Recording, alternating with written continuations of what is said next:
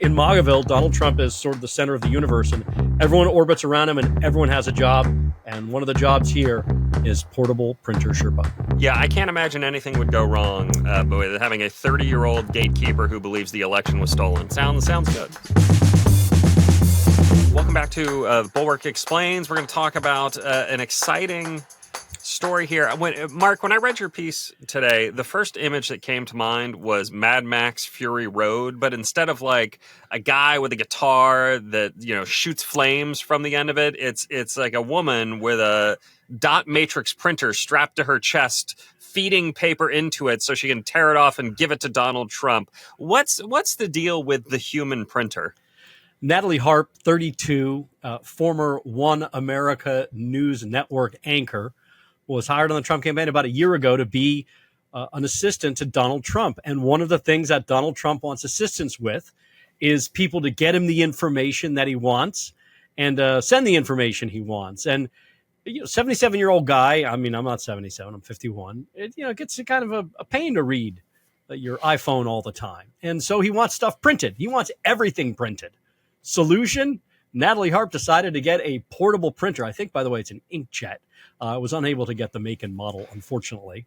And so Natalie Harp is with Donald Trump almost everywhere he goes on various speaking engagements, that is rallies.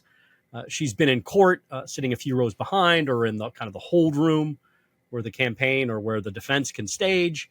And she even follows him around on the golf course in his golf cart with a duffel bag that has her portable printer in it and a bunch of rechargeable batteries so that if something needs to be printed up lickety-split, well, he doesn't have to wait. So let's discuss what this actually means, because the way you were discussing it in the Slack with us is that she is essentially the most powerful, least known person on the campaign trail this year. I mean, the person who has complete direct access to Donald Trump, not only just to talk to him and say hi or whatever, but to put information in front of him to say, here are things you need to know.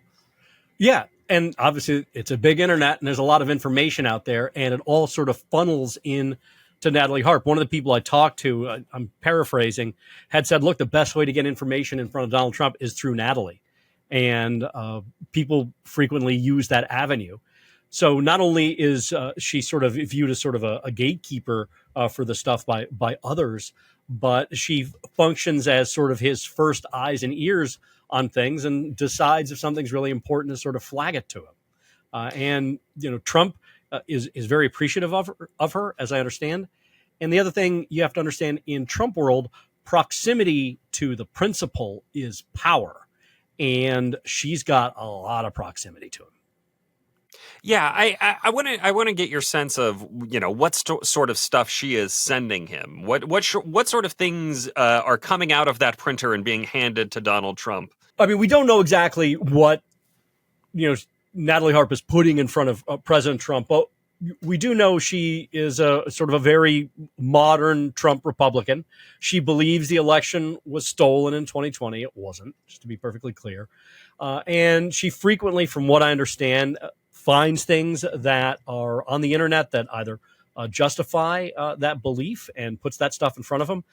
She also has a good relationship with Laura Loomer, the conservative activist and journalist. She's fashioning herself into a journalist who's done a lot of exposés on disloyal or non-Trump loyalists who are being hired and have been hired at the RNC. And this information is also sort of filtered up to Donald Trump as well.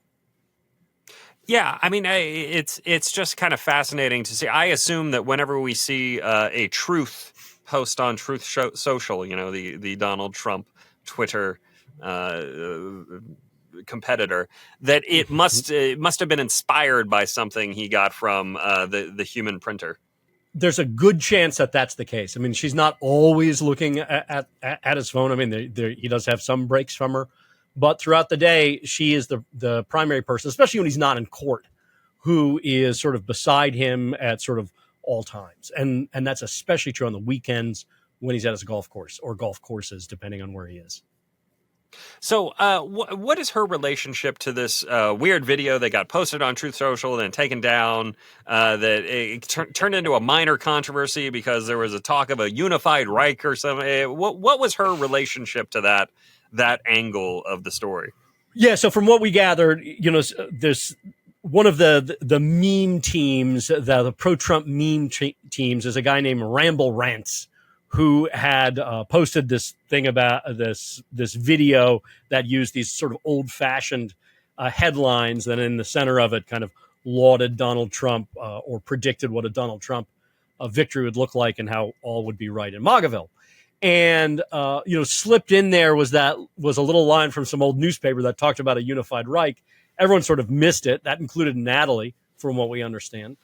And when she saw the video, because it was so laudatory of Trump, and because, a lot of the content that she puts before Trump is stuff that's laudatory, he apparently liked it so much, he's like, let's post it.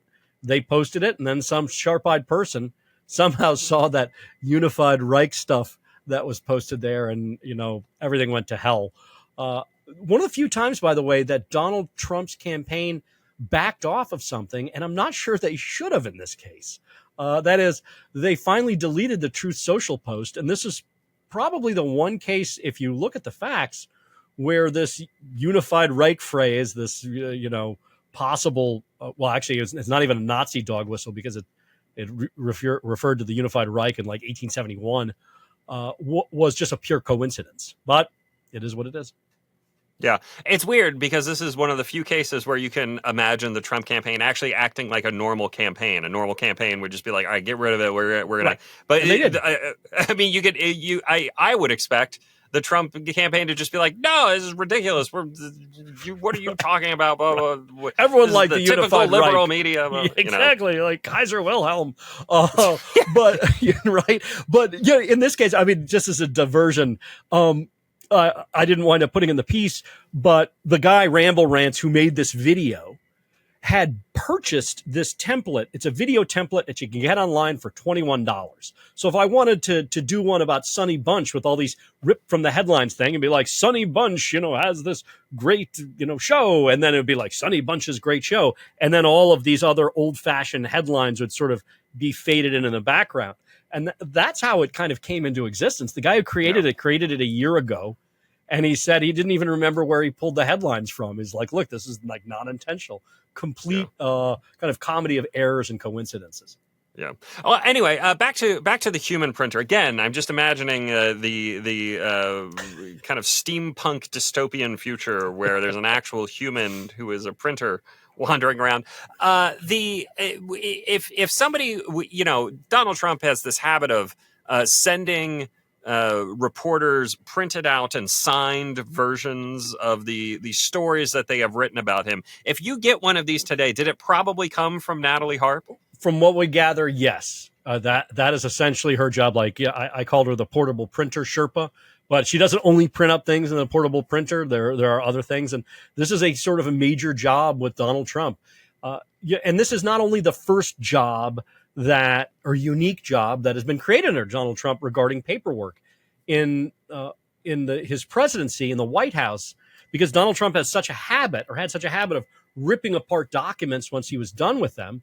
They actually hired a team or got a team of people in the White House whose job it was to get the pieces out of the trash can and tape them back together. So, Donald Trump has both, sort of invented a portable printer Sherpa on one hand, and then a kind of document reconstruction team in the White House on the other. So it's kind of cradle to grave as far as documentation goes.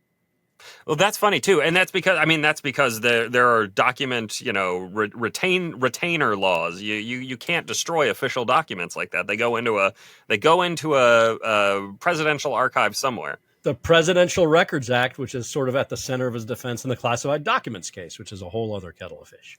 Yeah.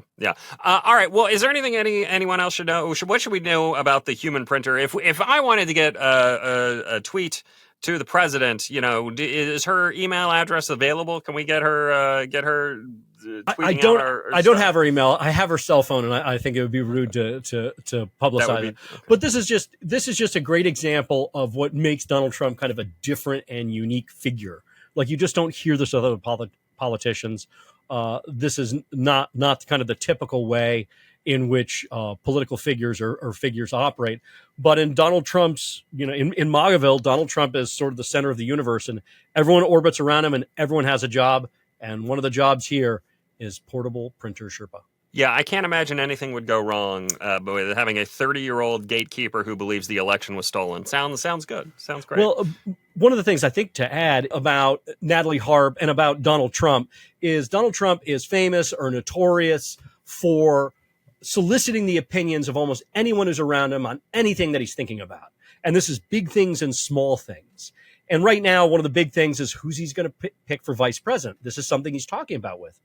And because of his penchant for just talking to people and asking their opinions, sort of surveying them, undoubtedly Natalie Harp has discussed with Donald Trump as much, if not more, his possible vice presidential picks than his co-campaign managers, Chris LaCivita and Susie Wiles. She's undoubtedly discussed the various policy proposals or fragments or figments of speech that he might wind up using in his various speeches and addresses, and perhaps even his court case. So, as I had said before, proximity to power in Trump world is power in of itself. And the things that she's probably discussed with them are pretty much out of total proportion of any other 32-year-old who's advised a former president in the past. Yeah, that's crazy. All right, Mark, thanks for explaining us the role of the human printer in the Trump campaign. This is a delightfully bizarre story. I love it. Thanks, man. I appreciate it.